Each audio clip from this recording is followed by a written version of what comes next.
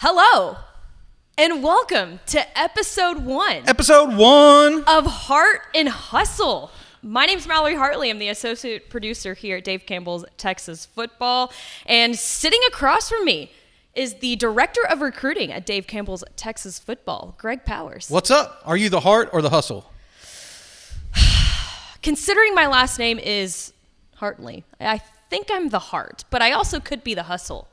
I think you could be both. Yeah, I think you got to be a little bit of everything. You got to have heart and hustle, especially to talk about recruiting in the great Lone Star State, which signs over 400 kids to scholarships every year. Absolutely. Welcome into the first episode of Heart and Hustle. And I want to tell people who are like watching this for the first time kind of what we're going to be doing, or set the table for what we're going to be doing on this show. And as you can see, like, we don't have any computers or any devices or anything like that. We're just going to kind of wing it and talk about recruiting here in the Lone Star State, focusing on Texas teams and Texas talent. And with that, every week we're going to pick out a college to talk about, and we're going to pick out a high school program to talk about, and kind of shine the spotlight on what that college team is doing in recruiting and what that high school team is bringing to the table from a recruiting standpoint. So I'm really excited to be able to shine that spotlight on these programs.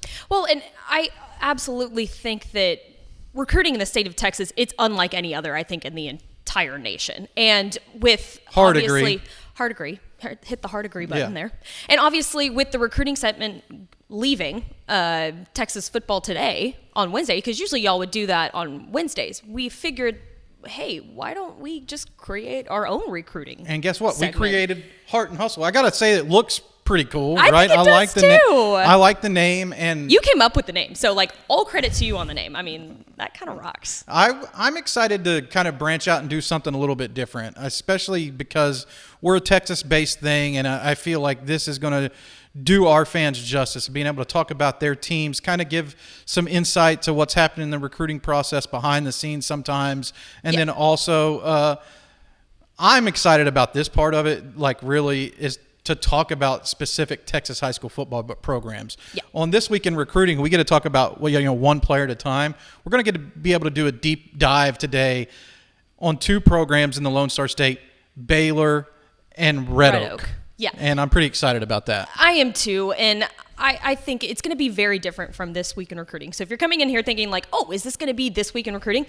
Not really. You're still going to get that taste of recruiting that you guys all crave, but we're kind of putting our own twist into it. And we're going to add a college team into it each week. And I hope the fans at home get to finally realize what a recruiting junkie that you are. So for those people who know us as personalities on air or in the media or whatever, Mallory and I's cubicles are next to each other here in the office. Oh, yeah. Right? So she gets dragged into tons of recruiting conversations, listens into all my phone conversations, she knows the heartbeat of recruiting. And you're a little bit of a recruiting junkie yourself, being a Michigan State fan. Oh, yeah. And we'll get into that here in just a second. All but right. Let's go ahead and take a trip down 35 to Waco, where we're going to be talking about the Baylor Bears. And I kind of want to start off with this. It seems to me that, especially during this summer, the staff at Baylor has done an absolutely incredible job of recruiting high school players out of the state of Texas. I mean, there's so many of them, like Colin Peacock, Edward Griffin at Coppell. I just feel like they have done so much of a better job recruiting within the state of Texas. I guess maybe even just this summer. Would you agree with that? 100% agree. And actually, if you want to do a little bit of research, we talked about Baylor probably about 3 months ago in a video stand-up when we were kind of talking about the recruiting class and some of the standouts within it. So much has changed in 3 months. Yes. And the first thing, when you ask me about Baylor recruiting, the first thing that jumps out to me is Keenan Hall. Huge hire from SMU. He was the running backs coach there. They brought him to Waco. I think that the work that he's done on the recruiting trail has completely changed what Baylor is doing. Mm-hmm. And this is the perfect segment to talk about Coach Hall, because it's called Heart and Hustle. Well, Coach Hall is Heart and Hustle. Yeah, he hustles on the recruiting trail. And I think back to his days at Illinois State when he was there, and he went on an offer parade in the Lone Star State, making sure that under-the-radar players in the state had scholarship offers, and he was building relationships with high school coaches, with college prospects when he was at Illinois State, not at a big-time P4 program. And he has worked his way up the ladder to become one of the top recruiters, not only in Texas, but in the entire country, because what Baylor has done in a short amount of time is quite impressive. And we're going to break down some of those players on the recruiting list, but they landed the most offered player in the state in Taz Williams Jr., who picked Baylor in a surprise commitment. They landed K3 Kamarion Morgan from South Oak Cliff, who was one of the top-rated defensive end prospects in the entire state. They've landed a commitment from 2026 quarterback Quinn Murphy, who had over 20 offers at the time that he committed to Baylor, setting the table for a 2026 class for a program that's on the rise in recruiting. And when I think about this class as it relates to recruiting, I start to think about job security for the staff there at Baylor. Absolutely. And if this thing is teetering on the edge at the end of the season of should we make a coaching change or not here in Waco, I think this recruiting class gives power to the staff that's there on campus right now to say, if you lose us, you might lose this class. Right. So this class goes beyond just what the Jimmies and Joes. It kind of might go into what the X's and O's are there. And I'm a firm believer in what Dave Aranda's coaching prowess is, and I think that if he hits it on the right, like if he hits it everything on the right cylinders, that if he has the right players on campus, that he's able to run a schemes there that could be pretty successful, especially now that Jake Spavital is there.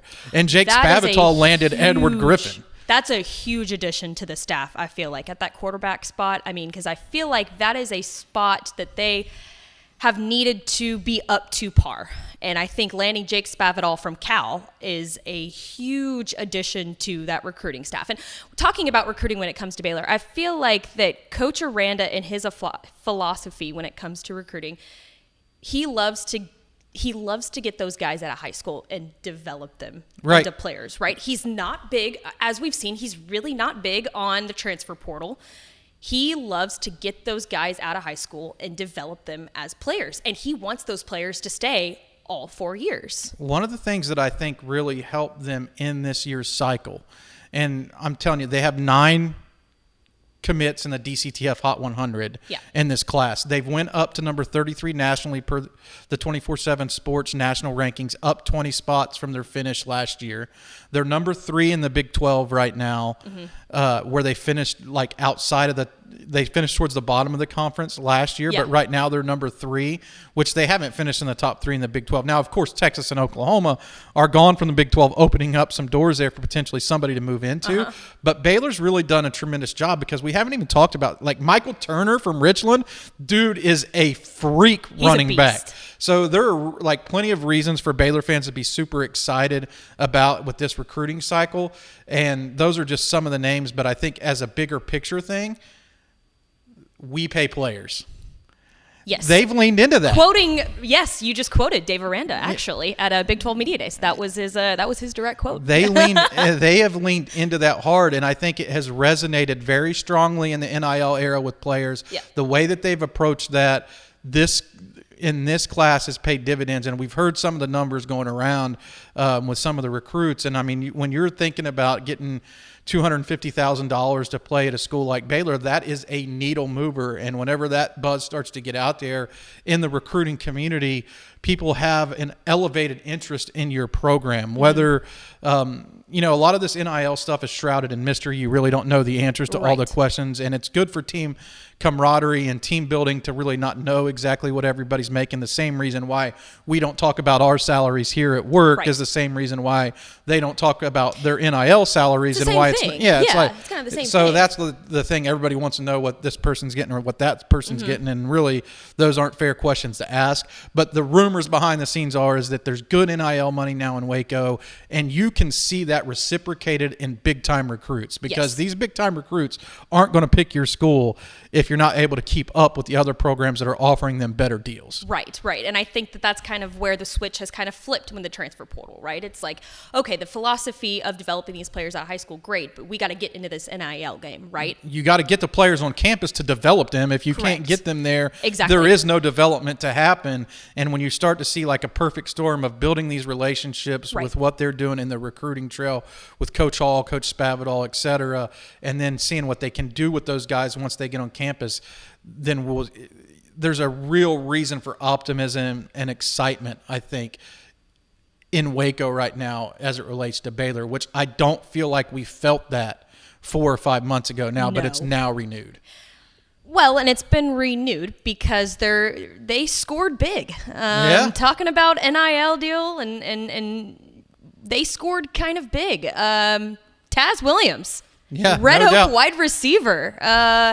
They landed him. No doubt. What an exciting ceremony. We had that commitment on DCTF. He committed. It was a really cool commitment ceremony. You're probably watching this. I'm probably running video of the ceremony as you're watching this. He had a wheel. He spun the wheel, but none of the schools that were on the wheel that he picked, Baylor was behind the wheel. So it was like a surprise commitment. Baylor wasn't even in his top schools that were at the table. So this was like a shock. He didn't even use one of his official visits to go to Baylor at the time that he made his commitment. And I have to tell you, Taz has been a ringleader for that class. But 100%. Now as we transition into Red Oak, he is a leader of the Red Oak offense because the dude went for over 1,400 yards last year. He is very exciting on the field, and I think he had one of the year's best moments last year when he had the walk-off winner basically going up against another D1 recruit in Selman Bridges at Lake Belton on ESPN, was able to beat him deep down the field to secure the game winner for Red Oak, and that was a very viral moment and kind of put Taz's name on the map because we already knew about him in Texas, but he went on the national radar with that catch, and now he's the leader of a very talented group of up-and-coming recruits at Red Oak High School. This is a talented program. They have recruits in all classes, especially in the class of 2025, but there are some young guys that we want to keep an eye on. Well, and it's crazy when you talk about Red Oak as a program. You guys have to remember that this is the same program that went 1-8 in 2021. And now, last year, 12-1, losing to the eventual state champion in Aledo in the regional finals. This is a completely different team. And I think it absolutely starts with Taz Williams and this insane offense. I mean, he leads that trio of wide receivers that they have. And of course, for sure, and if you can throw the tight end in there as well. Battle Jr. I think he can kind of make some plays there too as well.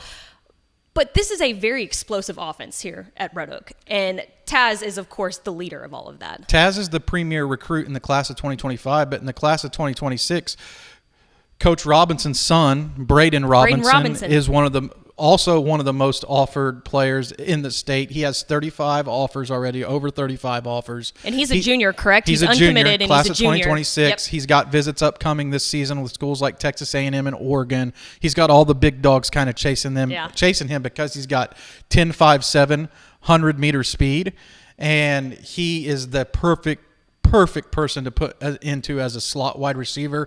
He is so quick off the line, and he has the top end speed to really take the top off of the defense and be special.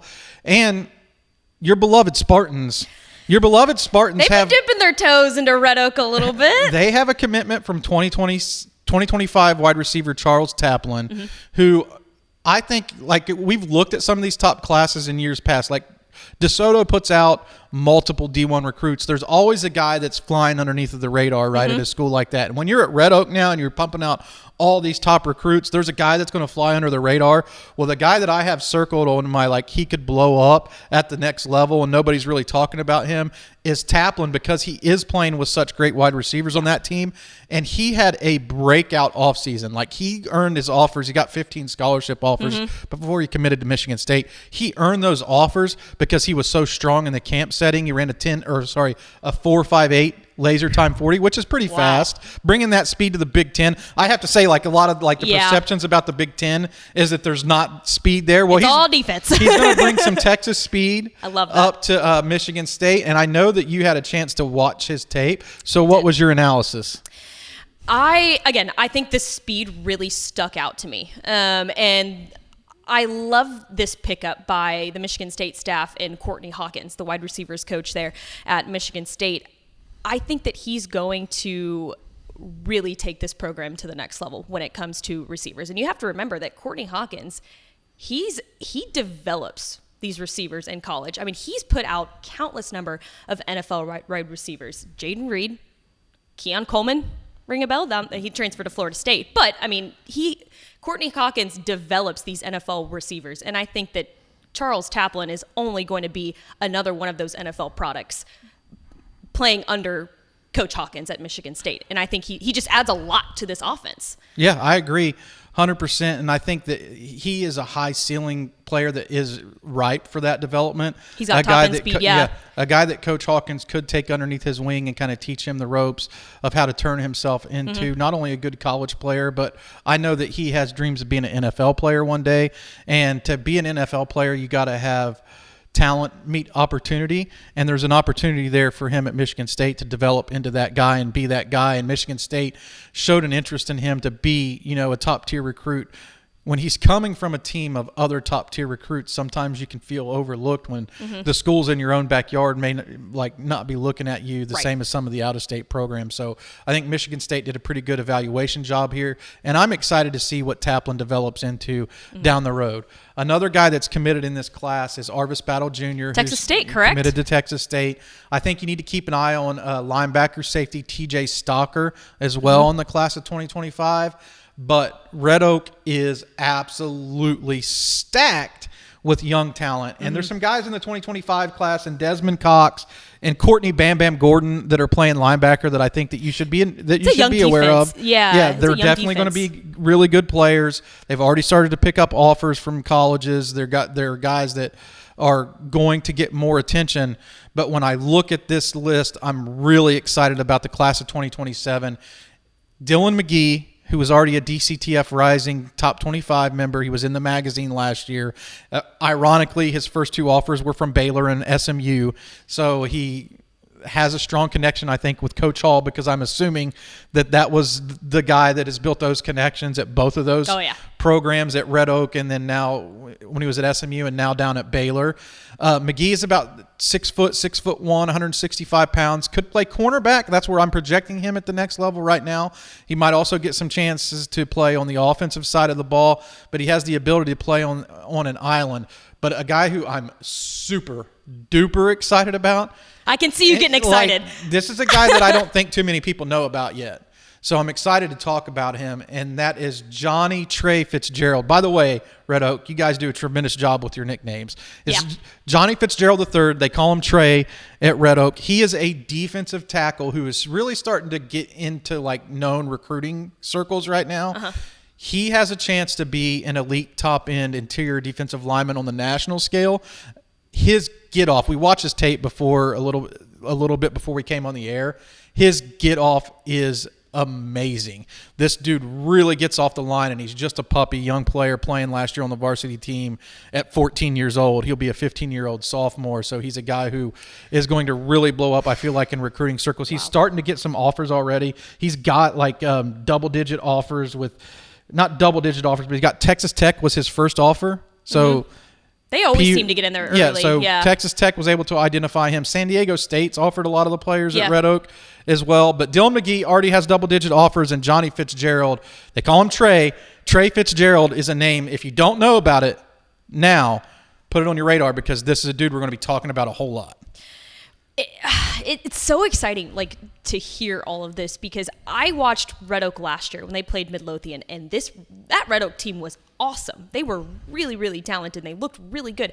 Does this team have potential to be better than last year's team? They lost some key seniors. Defensive players, right? They lost some key defensive players, but I think they've done a really good job. I'm really excited about this year's squad. When you're talking about can they have as a magical of a run this year as they did last year, that's tough to say, because last year's team was really good. But when you have a great head coach in place and the assistant coaches are buying in to everything that you're doing there, I think that you continue to put a good product on the field. This is a well-coached team. Yeah. these aren't just prospects on a team. They did lose Kamarion Morgan to South Oak Cliff. His dad played at South Oak Cliff and lives there, so he transferred, and that's a Baylor commit who was at Red Oak. Now he's at South Oak Cliff, so another kind of like tie into what we're doing. That is going to be hard to replace because he was such a game changer up front. But when we talked about Bam Bam, and you got some younger guys coming in at linebacker who I think can move the needle, and Johnny Fitzgerald I think is going to flat out. He's a dude who can stop the run, but from the interior defensive line, he's a guy who can apply pressure on the quarterback, and I think that's really going to be important to them because they're going to score points. Oh, yeah. It's going to be about making sure that they don't get outscored on defense, and if they can check those boxes, then they're going to be fine. Red Oak's going to be fine no matter what, but they got the talent. Yeah, can they? I think the question for them is, there's been realignment, but can they get to that Alito game and win it? Correct. That is the key for this year's team, is to make sure that they can make a deeper run into the playoffs. But they played 13 games last year. Yeah, right. And that's a good team. That was a good team last year. It's going to be a good team this year. Well, that was a fun trip up 35, I would say. Yeah. Started off in Waco and moved our way up to Red Oak. But this was kind of fun. So fans can expect Hart and Hustle win Thursdays or maybe even Wednesdays after we're producing on the fly here. We're going to try to do it like a weekly thing here. Yeah. Hart and Hustle every week. During the season, it may not be every week. It would depend on what our schedules are. Some big programming coming up. Of course, you guys need to tune into Texas football tonight. But I'm super pumped up to continue to do this, and I hope that the fans really enjoy it. Please get into those comments. Give us a like. Give us a share. Make sure that you are tapping that thumbs up button so that we can do more of this and provide some feedback. Do you have any questions that you want us to answer? Or do you have any teams that you want us to talk about? Absolutely. And obviously, we're going to be talking about a lot of programs, but we're not going to get to every high school. So if you want more of this recruiting content, make sure to check out Greg Powers and all of his fine work at texasfootball.com/recruiting. We'll see you guys next week.